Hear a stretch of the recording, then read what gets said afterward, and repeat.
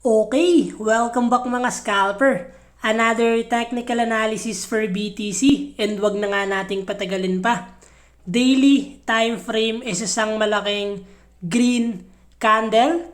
Good news is after ng selling pressure kahapon because of the Binance news, ang bilis mag-recover ng market. Mayroon agad sumalo ng selling pressure. So silipin natin yung possible scenario sa lower time frame.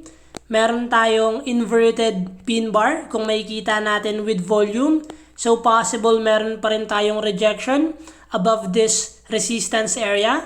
What we expect is breakout ng support area natin or breakout ng resistance area natin, and always wait for pullback for higher probability para maiwasan natin yung mga fake out gaya ng nangyari kahapon. So after ngang mag-breakout sa support area natin and bumalik lang rin siya sa taas.